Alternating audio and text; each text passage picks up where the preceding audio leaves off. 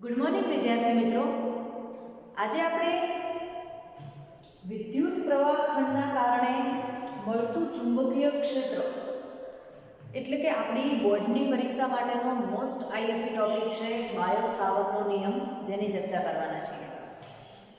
તો સૌથી પહેલા તો આપણે જોઈએ કે બાયો સાવર્ટનો નિયમ શું છે।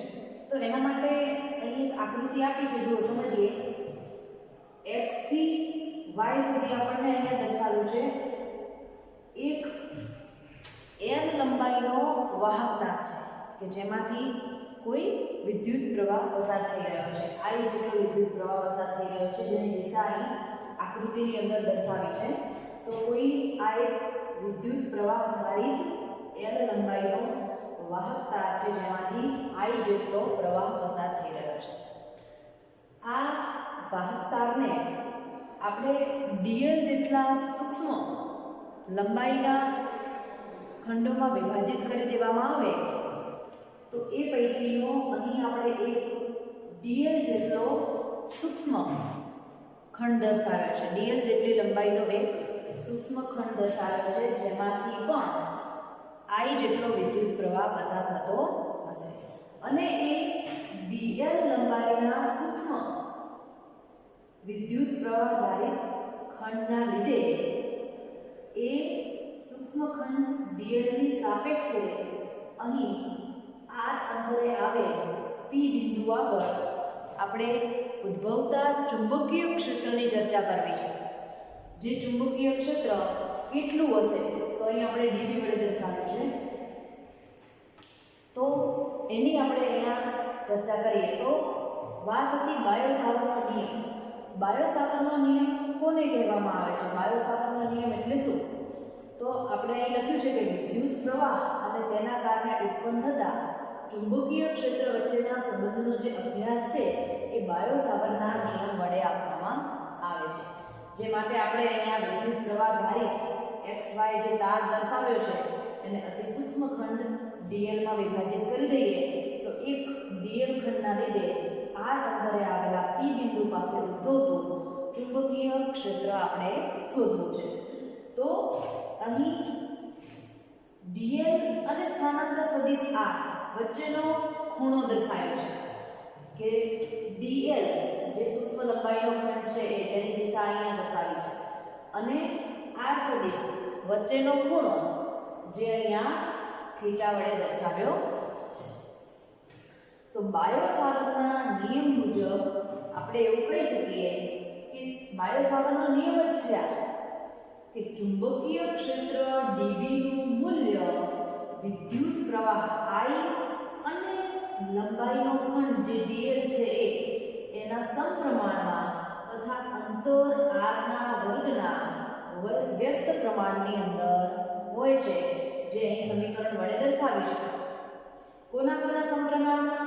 ચુંબકીય ક્ષેત્ર dv એ વિદ્યુત પ્રવાહ I ના સમપ્રમાણમાં, એટલે dv ચલે છે I, સૂક્ષ્મ લંબાઈનો ખંડ જે dl છે એના પણ સમપ્રમાણમાં, એટલે dv ચલે છે L, dl થશે, અને અંતરના વર્ગના વ્યસ્ત પ્રમાણમાં dv ચલે છે 1/r²।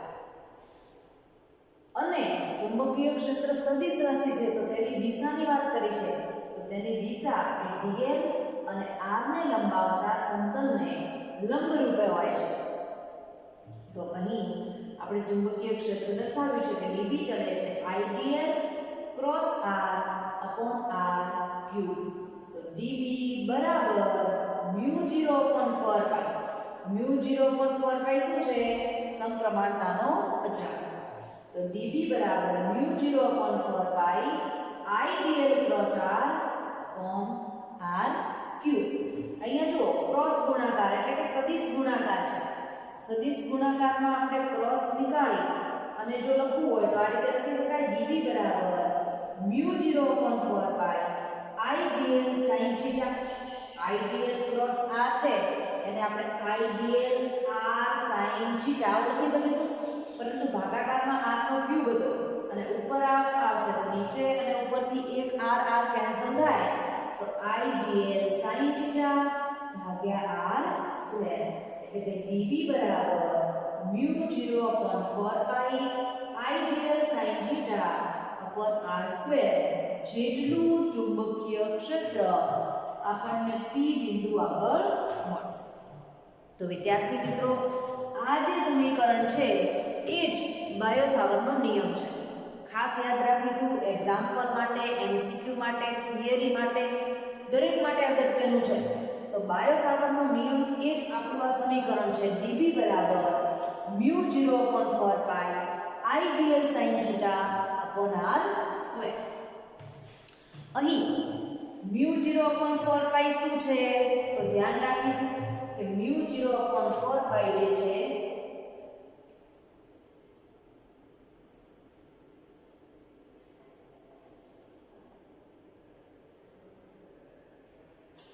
તો dB બરાબર μ0/4 પાઈ IDL sin θ upon r square સમીકરણની અંદર μ0/4 પાઈ જે આપણો એક સમપ્રમાણતાનો અચળાંક છે, જેમાં μ0 તમે જાણો છો શૂન્યાવકાશની પરમિટિવિટી છે, પરમિયાબિલિટી. તો μ0/4 પાઈ નું મૂલ્ય કેટલું થશે? તો 10⁻⁷ ટેસ્લા મીટર પ્રતિ એમ્પિયર. બરાબર, જે આપણે જાણીએ છીએ, આગળ ભણી ગયા છીએ. જ્યાં μ0 એ શું થશે? શૂન્યાવકાશની પરમિયાબિલિટી. અહીંયા આપણને કેટલીક વિષમતાઓ દર્શાવી છે. કુલમ્બનો નિયમ આપણે પ્રથમ પ્રકરણની અંદર ભણી ગયા, અને જે કોના કારણે ઉદ્ભવતો હતો? સ્થિત વિદ્યુત બળના કારણે. અને અહીં આપણે ભણ્યા બાયો સાવર્ટનો નિયમ, જે ચુંબકીય ક્ષેત્ર, ચુંબકીય બળના કારણે ઉદ્ભવે છે. તો બંને વચ્ચેની કેટલીક વિષમતાઓ દર્શાવી છે અહીંયા. કે પહેલા તો કે બંને લાંબા અંતર સુધી લાગી શકે છે. કોણ? કુલમ્બનો નિયમ અને બાયો સાવર્ટનો નિયમ બંને લાંબા અંતર સુધી લાગી શકે છે, કારણ કે બંને ઉદ્ગમથી આપેલા બિંદુ સુધીના અંતરના વર્ગના વ્યસ્ત પ્રમાણ ઉપર આધાર રાખે છે. આપણે કુલમ્બના નિયમમાં પણ ભણ્યા હતા, F બરાબર kq1q2 upon r સ્ક્વેર. એ પણ F ચલે છે 1/r સ્ક્વેર હતું. અને અહીં પણ આપણે ભણી ગયા dB બરાબર μ0/4 પાઈ IDL sin θ upon r square. એટલે એ પણ dB ચલે છે 1/r સ્ક્વેર છે. બંને અંતરના વર્ગના વ્યસ્ત પ્રમાણ પર આધાર રાખે છે. બીજી વાત કરી છે કે સ્થિત વિદ્યુત ક્ષેત્ર અદિશ ઉદ્ગમ, એટલે કે વિદ્યુત ભાર વડે ઉદ્ભવે છે. આ બંનેમાં ડિફરન્ટ છે કે અદિશ વિદ્યુત ક્ષેત્રની વાત આવે તો એ વીજભાર વડે ઉદ્ભવે છે, અને ચુંબકીય ક્ષેત્રની વાત આવે તો એ IDL વડે ઉદ્ભવે છે, જે સદિશ ઉદ્ગમ થશે.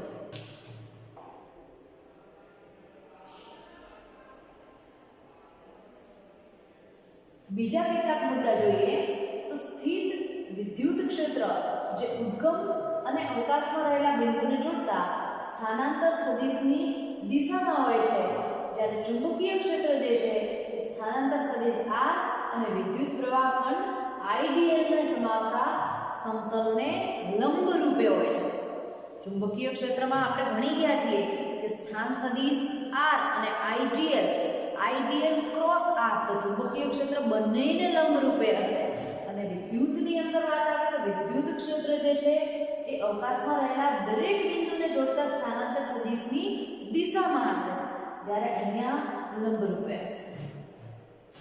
પછી બીજી વાત કરીએ તો બાયો સાવર્ટનો નિયમ ખૂણા ઉપર આધાર રાખે છે, કોણ ઉપર આધાર રાખે છે, પરંતુ વિદ્યુત ક્ષેત્રની અંદર એ વસ્તુ છે નહીં. એમાં થીટાની વાત આપણે કરી નથી.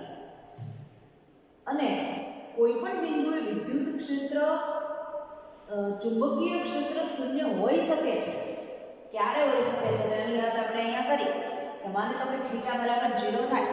આપણે જે સમીકરણ ભણી ગયા હમણાં, B બરાબર μ0/4 પાઈ IDL sin θ upon r સ્ક્વેરમાં sin θ નો થીટા 0 થઈ જાય, થીટા બરાબર 0 થઈ જાય તો sin 0 નું મૂલ્ય કેટલું છે? 0. તો sin θ 0 થઈ જશે. તો B બરાબર μ0/4 પાઈ IDL sin θ upon r સ્ક્વેરની અંદર sin θ નું જે મૂલ્ય છે ત્યાં આપણે 0 મૂકીશું તો dB કેવું થઈ જશે? 0. એટલે ચુંબકીય ક્ષેત્ર આપણને કેટલું મળશે? 0. એટલે કે કોઈ પણ બિંદુએ ચુંબકીય ક્ષેત્ર 0 હોઈ શકે છે.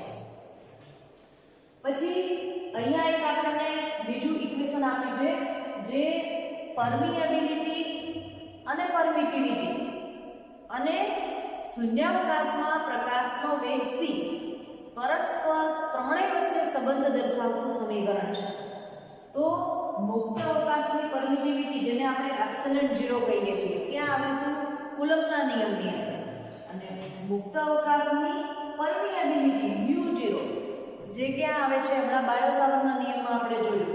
તો શૂન્યાવકાશમાં પ્રકાશની ઝડપ c, ત્રણેયની વાત કરીએ તો જો એપ્સિલન 0 μ0 લખીએ છીએ આપણે, એપ્સિલન 0 μ0 બંનેને ગુણાકાર સ્વરૂપે દર્શાવીએ, બરાબર? પરમિટિવિટી અને પરમિએબિલિટી બંનેને ગુણાકાર સ્વરૂપે દર્શાવીએ. હવે માની લો કે આપણે એપ્સિલન 0 μ0 ને 4π વડે ગુણીએ, 4π વડે ભાગીએ, તો 4π વડે ગુણીએ તો 4π એપ્સિલન 0 લખાય, 4π વડે ભાગીએ તો μ0 upon 4π લખાય.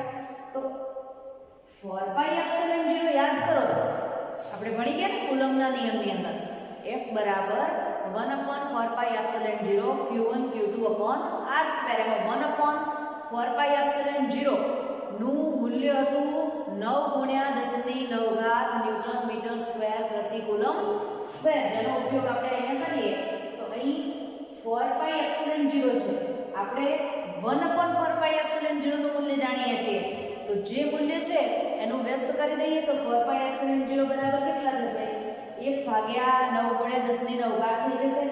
અને μ0 upon 4π નું મૂલ્ય આપણે હમણાં જ જોયું, 10⁻⁷.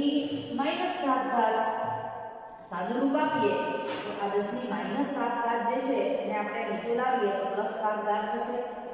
ચલો, તો 9 × 10⁹ હતી ને 7 બીજી આવે તો 9 ને 7 નો સરવાળો આપણને કેટલો મળશે? તો 16. તો 9 × 10⁻16 થશે. તો 9 નું વર્ગમૂળ થાય 3, 10⁻16 એનો વર્ગમૂળ કાઢો એટલે ઘાત થશે અડધી, તો 10⁸. 3 × 10⁸ ના વર્ગ સ્વરૂપે લખી શકાય. હવે 3 × 10⁸ મીટર પ્રતિ સેકન્ડ શૂન્યાવકાશમાં પ્રકાશનો વેગ છે, આપણે જાણીએ છીએ. તો અહીં આપણે 3 × 10⁸ ની જગ્યાએ c મૂકીએ તો 1/c નો વર્ગ લખાશે. તો અહીંથી આપણને μ0 એપ્સિલન 0 બરાબર 1/c નો વર્ગ મળશે. અને c બરાબર લખવું હોય તો c ના વર્ગને અહીં લાવો, એપ્સિલન 0 μ0 ને ત્યાં લઈ જાઓ ભાગાકારમાં. તો c બરાબર શું થશે?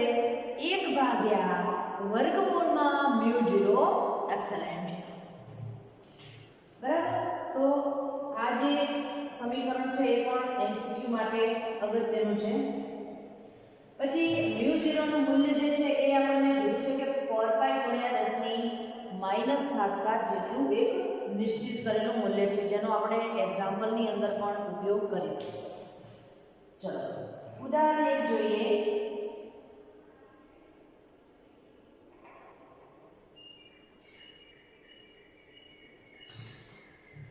તો ઉદાહરણ છે કે સૂક્ષ્મખંડ ΔL બરાબર Δx i ને ઉગમ બિંદુ ઉપર મૂકેલો છે અને તેમાંથી મોટો વિદ્યુત પ્રવાહ I બરાબર 10 એમ્પિયર પસાર થાય છે.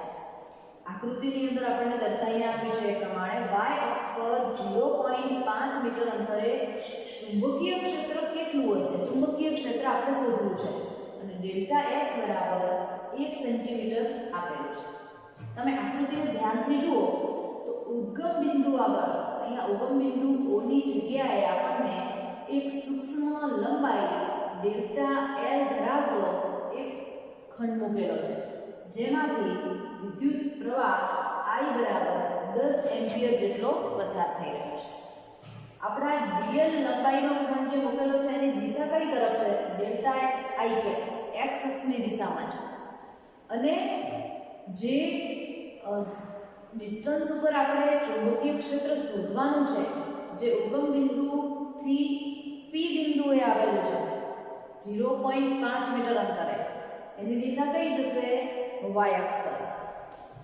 તો ચુંબકીય ક્ષેત્ર શોધવા માટેનું સમીકરણ આપણે જાણીએ છીએ, dv બરાબર μ0/4π I dl sin θ r². હમણાં જ ગણ્યા આપણે, કોઈ સૂક્ષ્મ લંબાઈ dl ના કારણે કોઈ r અંતરે રહેલા p બિંદુ આગળ ઉદ્ભવતા ચુંબકીય ક્ષેત્રનું સૂત્ર હમણાં બાયો-સાવર્ટના નિયમમાં ભણી ગયા. કેટલું થશે તો dv બરાબર μ0.4 pi IDL sin theta upon r અહીં dl નું મૂલ્ય ડેલ્ટા x કેટલું થશે જે આપણને અહીં આપેલું છે કેટલું આપ્યું છે ડેલ્ટા x બરાબર 1 સેન્ટીમીટર સેન્ટીમીટર ને મીટરમાં ફેરવીએ તો 10 ની -2 ઘાત મીટર થશે પ્રવાહ I પણ આપણને આપેલો છે 10 એમ્પિયર r બરાબર r નું મૂલ્ય કેટલું આપ્યું છે તો 0.5 મીટર અંતરે μ0.4 પાઈ ની કિંમત આપણે જાણીએ છીએ 10 ની -7 ઘાત ટેસ્લા મીટર પ્રતિ એમ્પિયર થીટા થીટા કેટલો થશે તો થીટા એટલે શું આપણે ભણી ગયા આઈડીએલ ક્રોસ r dl સદિશ અને r સદિશ વચ્ચેનો ખૂણો આઈડીએલ સદિશ ક્રોસ r સદિશ એટલે કે આઈડીએલ અને r વચ્ચેનો ખૂણો આ છે આપણો આઈડીએલ સદિશની દિશા આ છે આપણી r ની દિશા બંને વચ્ચેનો થીટા x એક્સિસ અને y એક્સિસ વચ્ચેના બનતા ખૂણા જેટલો એટલે કે 19 ડિગ્રી થશે તો થીટા બરાબર 19 તો sin 19 નું મૂલ્ય કેટલું થાય 1 તો એ બધી જ કિંમતોને આપણે અહીં મૂકીએ તો dv બરાબર μ0.4 પાઈ ની જગ્યાએ 10 ની -7 ઘાત I ની જગ્યાએ 10 ગુણ્યા dl ની જગ્યાએ 10 ની -2 ઘાત sin થીટા ની જગ્યાએ 1 મૂકીએ ભાગ્યા r² નું મૂલ્ય જે આપણે જાણીએ છીએ 0.5 મીટર તો 0.5 નો વર્ગ નું સાદુરૂપ આપતા આપણને ચુંબકીય ક્ષેત્ર 4 ગુણ્યા 10 ની -8 ઘાત ટેસ્લા જેટલું મળે છે ટેસ્લા જે ચુંબકીય ક્ષેત્રનો ચુંબકીય બળનો એકમ છે તો મૂલ્ય તો આપણે શોધી કાઢ્યું dv બરાબર 4 ગુણ્યા 10 ની -8 ઘાત ટેસ્લા હવે ચુંબકીય ક્ષેત્ર સદિશ રાશિ છે તો દિશાની પણ વાત આવશે તો દિશા અહીંયા કઈ હશે તો ચુંબકીય ક્ષેત્રની દિશા અહીં z દિશામાં થશે કેવી રીતે તો આપણે અહીં સમજાવ્યું છે કે dl ક્રોસ r પરથી આપણને દિશા મળે dl કઈ દિશામાં છે તો delta x i cap cross r કઈ દિશામાં છે તો y અક્ષ પર કીધું છે એટલે કે y j cap delta x y ને આપણે બહાર કાઢીએ i cap cross j cap i cap cross j cap બરાબર કેટલા થાય તો k કેપ આપણે જાણીએ છીએ અને k કેપ એ કઈ દિશામાંનો એકમ સદિશ છે પ્લસ z અક્ષમાંનો એકમ સદિશ થશે તો અહીં ચુંબકીય ક્ષેત્રની દિશા થશે પ્લસ z દિશામાં ચલો આગળ જોઈએ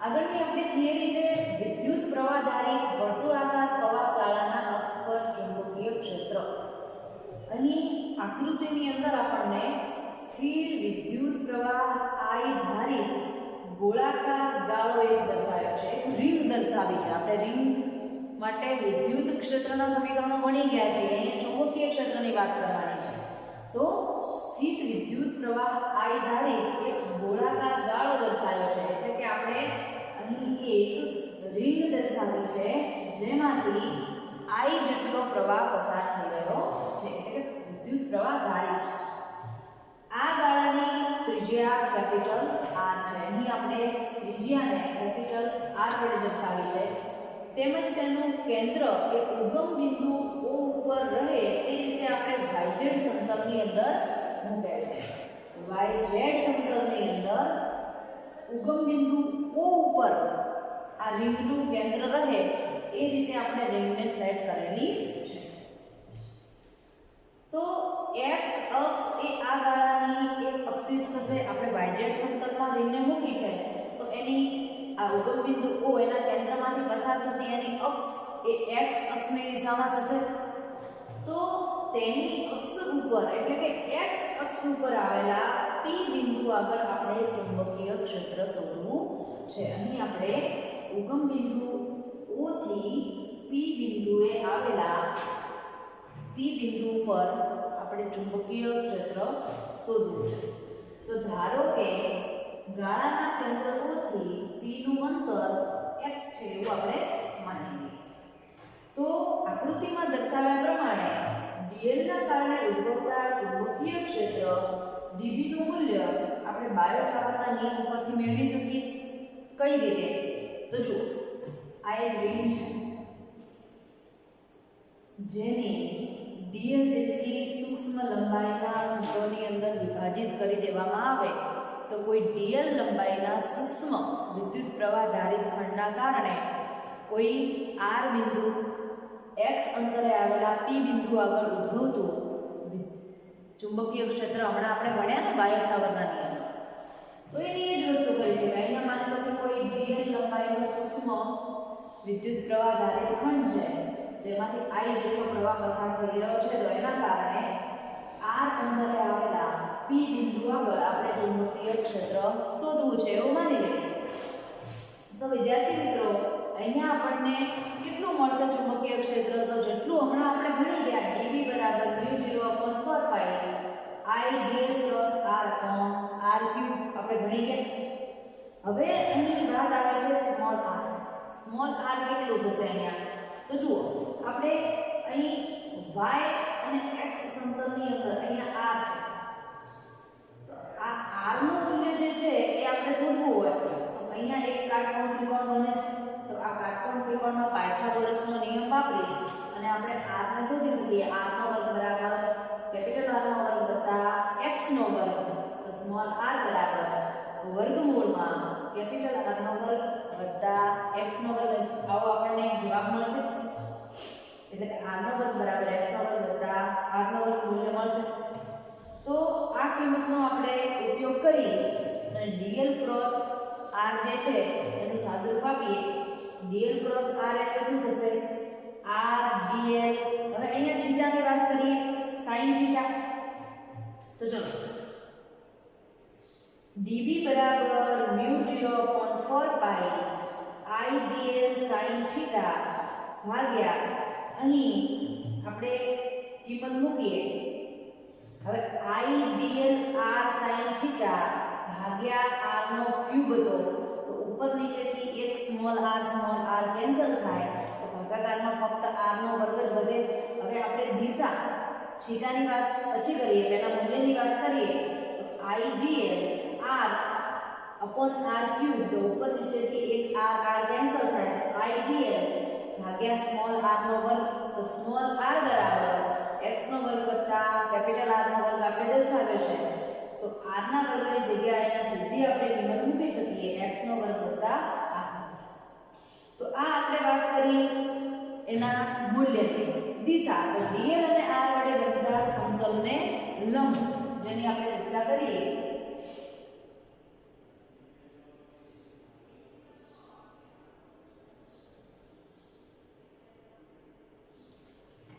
તો જુઓ, હવે આપણે દિશાની વાત કરીએ તો અહીંયા દિશા કઈ થશે? તો પહેલા તો x અક્ષની દિશામાંનો ઘટક લઈએ તો અહીંયા મળશે dbx. x અક્ષનો જે ઘટક છે એ dbx, તો y અક્ષનો જે ઘટક થશે એ x ને લંબ એટલે કે db લંબ અથવા dby વડે દર્શાવી શકાય. હવે x અક્ષને લંબ ઘટકનો સરવાળો કરવામાં આવે તો એકબીજાને નાબૂદ કરે અને પરિણામ કેટલું મળે છે? 0. જો અહીંયા આપણે આકૃતિની અંદર દર્શાવેલું છે, હું તમને બતાવી દઉં. આકૃતિમાં જો આ db જે છે એ એક ઉપર અને એક નીચે પરસ્પર વિરુદ્ધ દિશામાં સમાન મૂલ્યના બે ઘટકો થશે, તો એ એકબીજાને નાબૂદ કરી દેશે એટલે કુલ 0 મળશે. એટલે db લંબ આપણને 0 મળી જશે. પરંતુ અહીંયા dl ના કારણે db લંબનું મૂલ્ય જે છે એ 0 થશે. પણ db x ઘટકની વાત કરવામાં આવે તો એ db cos θ નું સંકલન કરતા આપણને એનું પરિણામી મૂલ્ય મળશે, જે દર્શાવ્યું છે અહીંયા આપણે જોઈએ. તો cos θ બરાબર કેપિટલ R upon x નો વર્ગ વત્તા r નો વર્ગની 1/2. કેવી રીતે લખ્યું આ? તો એ પણ આકૃતિ ઉપરથી જ દર્શાવેલું છે. જો આપણો થીટા કયો બનશે? Small r. આ જે સ્મોલ r છે એ, અને અહીંયા આપણે એક લંબ ઘટક લઈએ x એક્સિસ બંને વચ્ચેનો થીટા. તો r અને x બંને વચ્ચેનો થીટા cos θ લખવું છે તો પાછળની બાજુ ભાગ્યા કર્ણ. પાછળની બાજુ જુઓ, અહીંયા તમારો આ થીટાનું મૂલ્ય હોય, આ 90 ડિગ્રી છે, આ થીટા છે તમારો, પાછળની બાજુ તમારી કેપિટલ આર થશે અને કર્ણ તમારો સ્મોલ આર થશે. તો એ જ વસ્તુ આપણે લખી છે. cos થીટા બરાબર કેપિટલ પર સ્મોલ આર નું મૂલ્ય મૂક્યું, કેટલું થશે? તો સ્મોલ આર બરાબર આર નો વર્ગ બરાબર x નો વર્ગ વત્તા કેપિટલ આર નો વર્ગ હતો. તો સ્મોલ આર બરાબર લખવું હોય તો x નો વર્ગ વત્તા કેપિટલ આર ના વર્ગની 1/2 કાઢ લખાશે. તો આ કિંમતને આપણે અહીં મૂકીએ આગળવાળા સમીકરણની અંદર. તો dv x બરાબર μ0 idl upon 4 pi x નો વર્ગ વત્તા r નો વર્ગ તો હતો જ, અને આપણે થીટાની જગ્યાએ દિશા દર્શાવવા માટે cos થીટાનું મૂલ્ય મૂક્યું અહીંયા r ભાગ્યા x નો વર્ગ વત્તા r નો વર્ગની 1/2 હતી, બરાબર 1/2, અને અહીંયા x નો વર્ગ વત્તા r ના વર્ગની 1 ઘાત હતી. તો બંનેનો સરવાળો કરતો x નો વર્ગ વત્તા r નો વર્ગ કેટલી ઘાત થશે? 3/2 ઘાત થશે.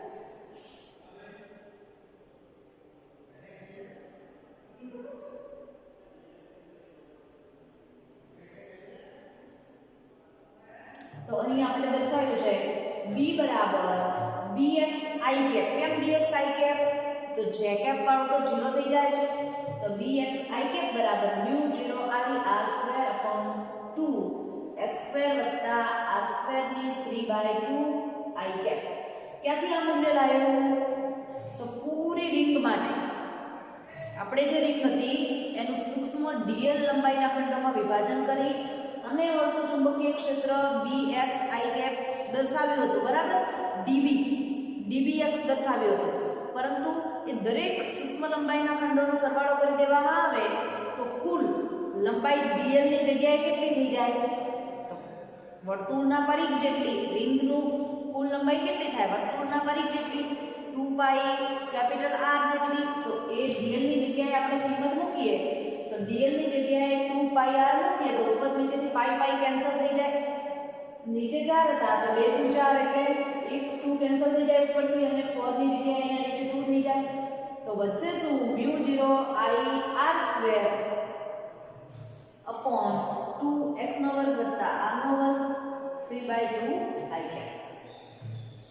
હવે જો અહીં x બરાબર 0 હોય, x બરાબર 0 હોય એનો મતલબ શું થયો કે તમારે જ્યાં r છે, ત્રિજ્યા છે, એ જ જગ્યાએ જો તમારે ચુંબકીય ક્ષેત્ર ગણવું છે તો b0 બરાબર μ0 i x ની કિંમત 0 મૂકી દો, r નો વર્ગ અહીંયા r ના વર્ગની 3/2, 2 કેન્સલ, r નો ઘન ઉપરથી વર્ગ અને નીચેથી ઘન માંથી વર્ગ કેન્સલ થાય તો μ0 i upon 2r i cap. જે આપણને x બરાબર 0 એટલે કે કેન્દ્ર પર ચુંબકીય ક્ષેત્રનું મૂલ્ય મળશે, જે રિંગ હતી એના કેન્દ્ર પર. વર્તુળાકાર તારના લીધે ઉદ્ભવતી ચુંબકીય ક્ષેત્ર રેખાઓ જે છે એ આપણને આકૃતિમાં જે પ્રમાણે દર્શાવ્યું છે એ પ્રમાણે જોવા મળશે. અને દિશા જે છે એ આપણે જમણા હાથના અંગૂઠાના નિયમ વડે દર્શાવી શકીએ છીએ. અહીંયા જુઓ, અંગૂઠાની જે દિશા છે એ જ આપણી ચુંબકીય ક્ષેત્ર રેખાઓની દિશા. અહીંયા લૂપ જોવા મળશે, બંધ ગાળાઓ રચે છે ચુંબકીય ક્ષેત્ર રેખા.